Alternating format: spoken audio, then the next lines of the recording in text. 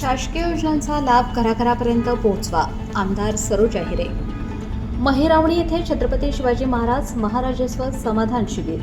छत्रपती शिवाजी महाराज महाराजस्व समाधान शिबिराच्या माध्यमातून शासनाच्या विविध योजनांचा लाभ घराघरापर्यंत पोहोचवावा असे आवाहन आमदार सरोज अहिरे यांनी केले. मुख्यमंत्री देवेंद्र फडणवीस यांचा जन्मदिवस आणि उपमुख्यमंत्री दिवंगत अजितदादा पवार यांच्या जयंतीनिमित्त आज सकाळी महिरावणी तालुका नाशिक येथील दाते लॉन्समध्ये छत्रपती शिवाजी महाराज महाराजस्व समाधान शिबिराचे आयोजन करण्यात आले होते. त्यावेळी त्या बोलत होते. यावेळी अप्पर महसूल आयुक्त जितेंद्र वाघ, सहाय्यक जिल्हाधिकारी अर्पिता ठुबे, तहसीलदार पंकज पवार, समन्वयक तानाजी गायकर आदी उपस्थित होते. यावेळी मान्यवरांच्या हस्ते दिवंगत अजितदादा पवार यांच्या जयंतीनिमित्त त्यांच्या प्रतिमेस पुष्पहार अर्पण करण्यात आला. तसेच यावेळी मुख्यमंत्री देवेंद्र फडणवीस यांचा संदेश दाखवण्यात आला. आमदार श्रीमती अहिरे म्हणाल्या की मानवी दृष्टिकोन ठेवत शासकीय योजनांचा लाभ पात्र लाभार्थ्यांना द्यावा. त्यासाठी अधिकारी व कर्मचाऱ्यांनी लाभार्थ्यांच्या घरापर्यंत पोहोचावे. नागरिकांनीही योजनांचा लाभ घ्यावा. अशा प्रकारचा उपक्रम नियमितपणे राबवावा.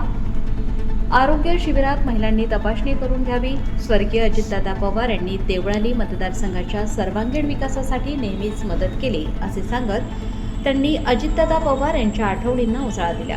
सहाय्यक जिल्हाधिकारी श्रीमती ठुबे म्हणाल्या की शासनाच्या विविध योजना या शिबिराच्या माध्यमातून तळागाळातील जनतेपर्यंत पोहोचवण्यास मदत होईल. यानिमित्त विविध उपक्रम राबवण्यात येणार आहेत.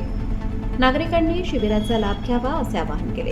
यावेळी कविता कोटकर, विलास काळे यांनी विविध शासकीय योजनांची माहिती दिली.